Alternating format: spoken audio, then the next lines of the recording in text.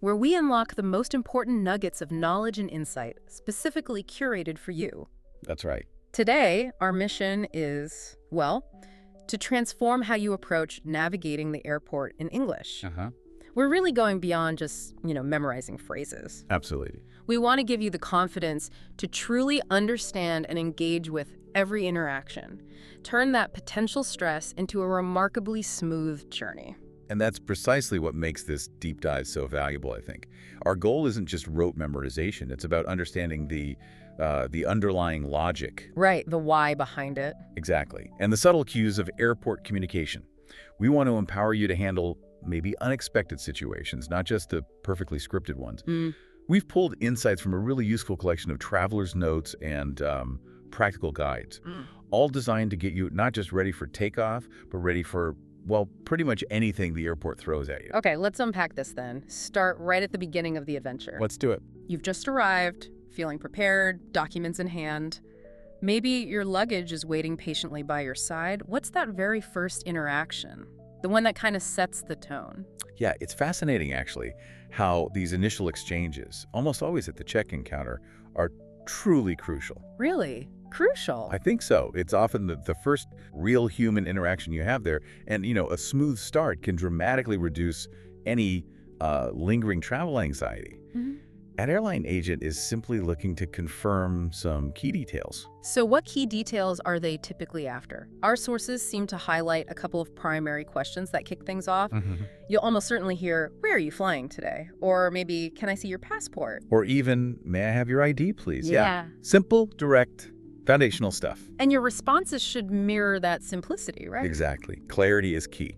For your destination, a concise, I'm flying to New York. Okay. Or I have a flight to Tokyo. That's perfect. You could even say, my destination is Paris today. Nice and clear. Yeah. And for the documents, just a polite, sure, here you go. Or yes, of course, while you hand them over. Right. That's all that's needed. And this actually leads to an important insight.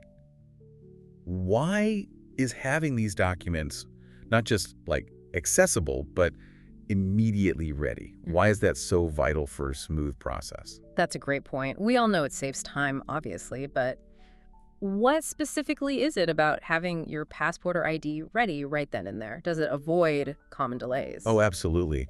The key insight here is really efficiency. When you have your documents ready, you're basically signaling to the agent, hey, I'm prepared, and you're respecting their time, and importantly, the queue behind you. Imagine a scenario from our traveler's notes. Someone fumbling through a huge crowded bag for minutes. Oh, I've seen that. Right, holding up the line. Yeah. That small delay can actually ripple through the entire check-in process for dozens of people. Yeah. So it's not just politeness. It's about enabling a fluid system. It helps everyone. That makes perfect sense. Okay, so identity, destination. Smoothly confirmed. The conversation then invariably shifts to something many travelers stress a bit about: luggage. Yes, luggage. That's when you'll probably hear, do you have any bags to check? And this is where understanding the precise terminology is, well, crucial for efficiency again. Oh, okay. Bags to check. What exactly does that mean? Right, so bags to check, or you might also hear checked luggage. Oh. Those are the larger suitcases, the ones that will be transported down below in the plane's cargo hold, not with you in the cabin. Got it. So not your carry-on. Exactly. Your carry-on is the smaller bag you take directly onto the plane with you. So your response should be concise. Yes, I have one bag to check. Or maybe two bags. Or two, yes. Or you're only bringing that small bag onto the plane? No, just carry on. Simple enough. Yeah. But this brings us to a really common misstep we see, doesn't it? Especially with luggage phrasing. It does. Many learners might instinctively say something like, I want check-in bag. Why isn't that quite right here? That's a fantastic observation. And what's fascinating here is how English uses the verb to check, specifically for handing over luggage. Ah, okay. The action itself. Precisely. So while check-in is the overall process, or maybe the counter itself, to check a bag is the action of giving your bag to the airline. I see. Saying, I want check-in bag. Yeah. Kind of mixes the process noun with the action verb. Yeah. The clearer, more natural phrasing is, I have one bag to check. Right. Or, yes, I need to check this bag. It's subtle, maybe, but it's an important distinction. It instantly marks you as a more confident speaker. Good tip. Okay, so you've sailed through check-in, bags are on their way. Now you're on to the next significant hurdle, passport control. Immigration. Also known as immigration, yes. This stage can sometimes feel a bit more formal, maybe a little more intense for travelers. What's the reality behind that formality? It's true. It can feel quite serious. And that's because, well, it involves national security and entry requirements. Yeah. But if you step back, the broader significance, the bigger picture, is that the immigration officer is simply verifying two things. Your identity and your purpose for entering the country. Just confirming the basics. Exactly. They're ensuring compliance and maintaining border integrity. The formality is really just part of their standard procedure. It's not meant to feel like an interrogation. Right. So given that formality, what are the core questions you can expect from an immigration officer?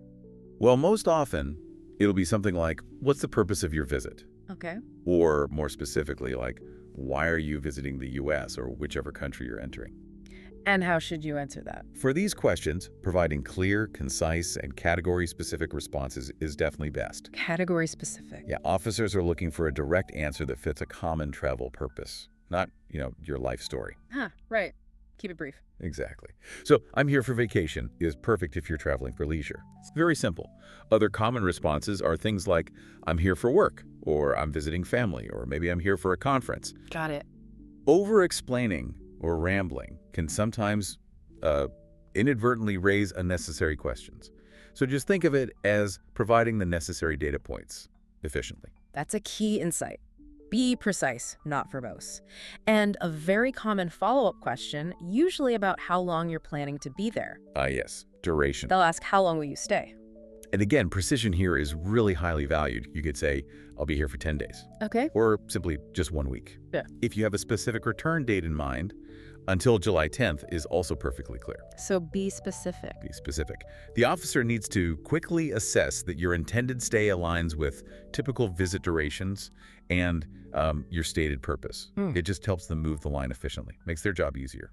All right, makes sense. So you've navigated check-in and immigration like a seasoned traveler. Now you're heading to security. The security check. Which is often a bustling area, lots of movement, lots of instructions being called out. You'll hear common directives like, please take off your shoes and belt. Yeah. Or laptops out of the bag. And then, of course, step through the scanner. The crucial aspect to remember here is that cooperation and clear, brief responses are truly your best tools, especially in this fast-paced environment. So just go with the flow. Pretty much. A simple okay or no problem indicates you understand and you're complying. And here's a little known insight. Ooh, okay. While security seems chaotic, just knowing that agents appreciate immediate eye contact and maybe a simple nod of understanding that can subtly expedite your process. How so? It just shows genuine cooperation, helps them do their job faster if they see you're paying attention and following along. Interesting. Okay. Now, sometimes, though it's less common, an agent might need to take a closer look at something in your bag. Right, a manual check. They might ask, can I check your bag? For this, what's the response? Super simple. Just sure, or go ahead. That's all that's needed. Cooperation is key. Okay. So once you're finally through security, the next big step is finding your gate. Almost there. You'll often hear announcements over the PA system, things like, Flight 325 to Toronto is now boarding. Right. Or, we are now boarding rows 1 to 15. Exactly. And it's really important to understand that word boarding clearly. It simply means the process of getting on the plane. Okay, so boarding, getting on the plane. Yes, this is the final critical call to action before your flight actually departs. So when you hear these announcements, listen carefully for the specific details like your flight number, the destination. Make sure it's your flight? Definitely. And especially listen for which rows or boarding groups are being called. That means it's your time to start moving towards the gate agent. Exactly. And if you're ever unsure, maybe you arrive at the gate area and it's crowded or confusing. Our sources suggest some essential questions you can ask. Good idea. Always better to ask. For instance, just a polite, excuse me, is this the gate for Flight 325? Perfect. Or maybe, has boarding started yet? Simple, direct questions like that can save you a lot of stress and, frantic searching around. Definitely. And that's actually a great segue into discussing some key insights we've gleaned from those travelers' notes about common communication pitfalls. Ah, the mistakes to avoid. Exactly.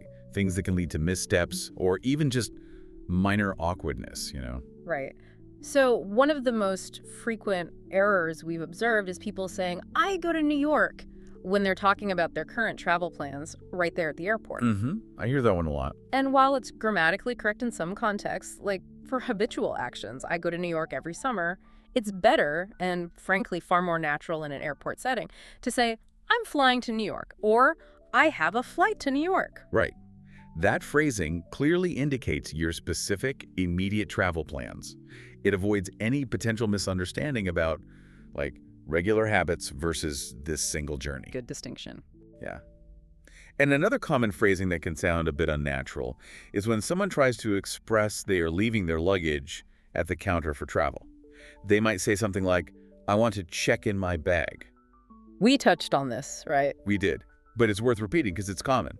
As we discussed, check-in is generally the process or the counter. The action you want is the verb to check. Got it.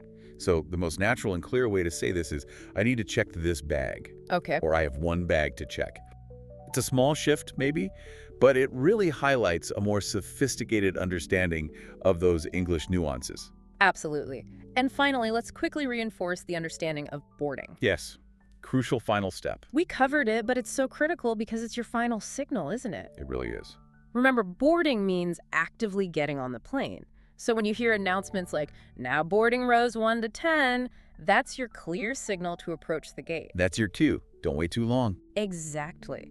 So paying attention to these subtle differences in phrasing and understanding these key airport terms can make your entire experience significantly smoother and, honestly, far less stressful. Definitely take some of the anxiety out of it. So to quickly recap this deep dive, we've covered the main stages of your airport journey, from arriving and checking in, through navigating passport control or immigration, breezing through security. Hopefully breezing.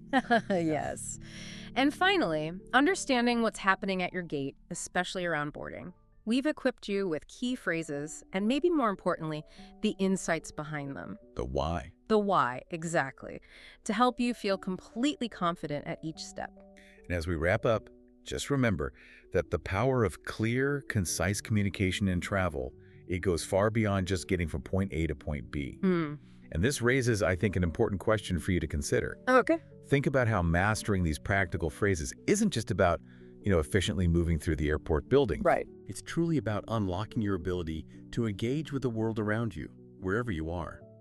How might confidently handling these simple, everyday interactions, how might that pave the way for more unexpected, richer, and genuinely enriching conversations throughout your entire journey, opening up new possibilities you hadn't even considered?